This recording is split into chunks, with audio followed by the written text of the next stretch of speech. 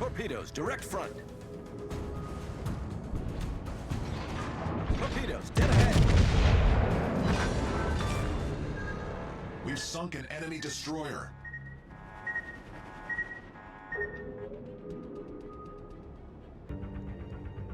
Hello ladies and gentlemen, and welcome to another review for World of Warships.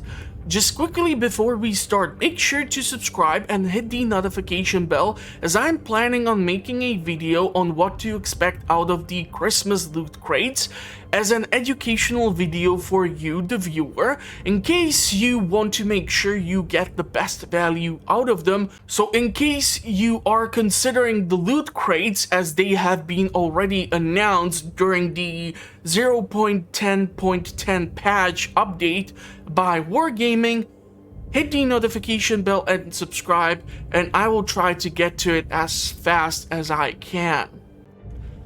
So Ruppercht is a ship which for me answers a couple of years old question of what happens if you put good equipment combinations onto a ship. In case you do not play many German battleships or you are wondering what I mean, well, it's the combination of the armament and the ship's equipment which makes it a deadly vessel. But how can you acquire this ship currently? While most German premium ships like Brandenburg or Tirpitz have big price tag on them of over 40 euros, unfortunately currently Ruppercht suffers from the same price. As of yet, the tech tree has not yet been made public, and due to the removal of combat missions for German tokens, if you would consider getting the ship, you would require 1,200 German tokens in order to get to it, including the camouflage, which is the previous bundle, making its value sit at 12,000 doubloons, meaning you would have to acquire the 12,500 doubloon bundle, which is valued at over 40 euros. However, in comparison to the previously mentioned ships, this one actually gives you the feeling as if it was a premium ship, and these are the main reasons why. The armament. Okay, so Ruppercht is equipped with 4x2 406mm guns with special feature of the last turret being able to traverse 360 degrees, which means that when switching sides, 3 turrets are going to be able to turn faster and fire upon the enemy, while if you would play with the other ships like Tirpitz or Brandenburg, the 2 turrets at the back of the ship will have to turn completely to the other side in order to start shooting. Unfortunately, the ship suffers with reduced range of 18.8 kilometers, putting it at the base range of its Tier 9 counterpart FDG without the installment of the Type 9 Mod 2. The secondary armament of the ship is something else as well, as thanks to the mixture of guns on top of the deck and inside of the ship's hull, you get a unique experience, as most ships of German tech tree, if even a small island will block your view, are gonna stop shooting. However, with this ship, I have had instances where it was trying to shoot over an island. Question is if Wargaming will try to change this eventually. The range of the secondary guns is up to 11.4 kilometers, making it a really nice mid-range advantage for engaging the enemy. And then the best thing about this ship is that it even manages to outperform its predecessor, such as Pommern, thanks to its torpedo armament.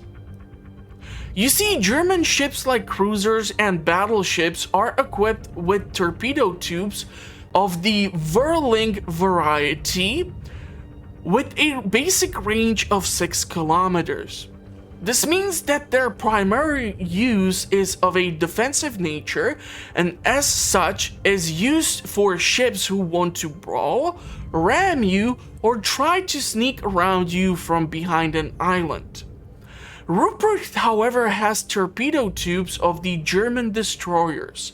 This means that the range of the torpedoes even surpasses the secondary armament range with up to 12 kilometers, meaning if approaching the enemy, Rupprecht is perfectly capable of sending torpedoes ahead of itself, therefore creating a deadly surprise to anyone who might want to stand in its way, making it truly dangerous opponent for destroyers trying to contest a point, to cruisers or battleship. And since we have the new class of ships or submarines, Rupprecht is equipped with flight squadrons capable of delivering them to a range of 10 kilometers, giving you a decent way to defend yourself above or below the water level. Survivability and armor. Unfortunately, all the amazing armament comes with a price, as this ship does suffer not from only reduced range of its guns, but also with reduced HP pool, making it an easy object for heavy AP or HE shells.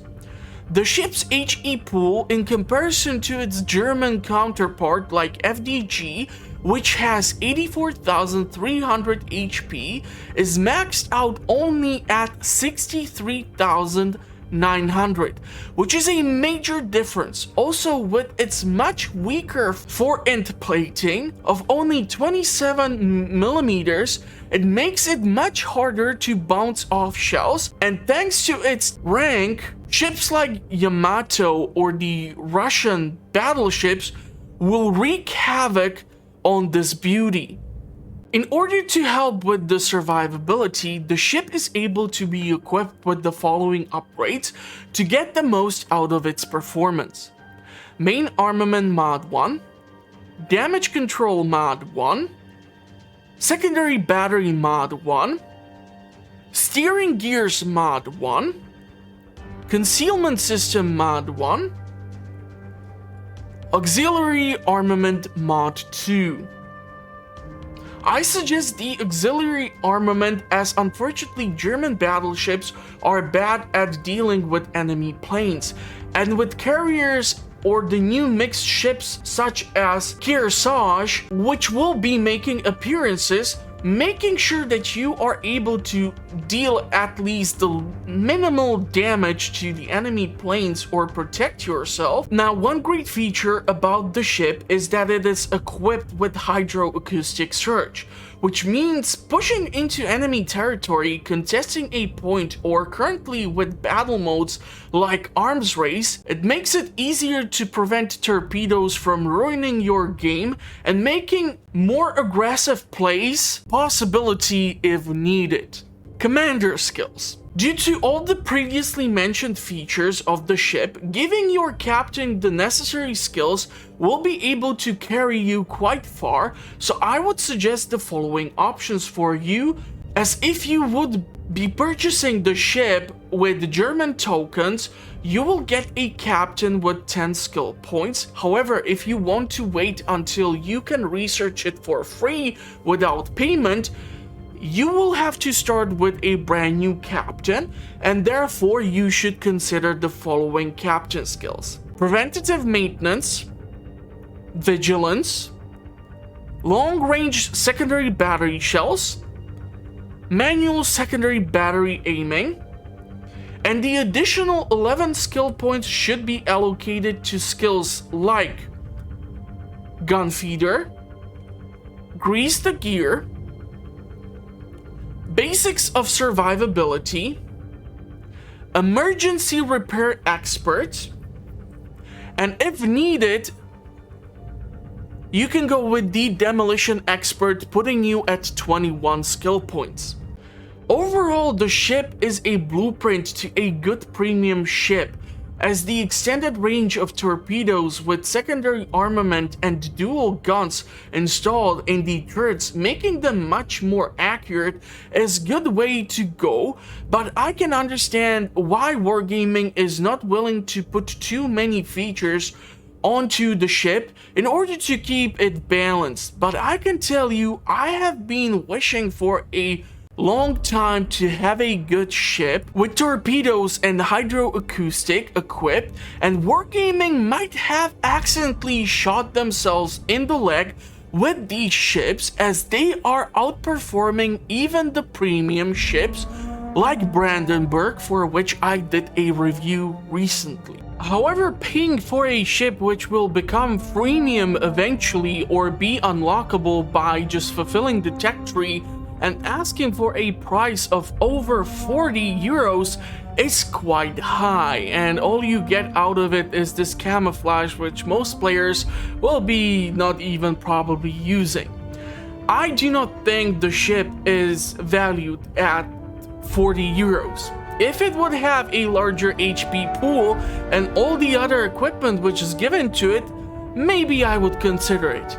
But eventually, when it will become freemium and you will not get premium boost for rewards and other benefits, it will lack certain features, and with the upcoming updates and potential ships which will be released onto the game, I'm not really sure how these ships will eventually find their meta. So it will be interesting to see how they will be able to be compared. I think the ship is amazing. I will be playing it a lot. I will try to publish a fun match which I use pieces and bits of it in this review, and hopefully I will be able to see you all in the comments or at the next one. And in the meantime, try not to spend your money as irresponsibly as I did, and hopefully stay safe out there. Thank you for watching, everyone, and bye bye.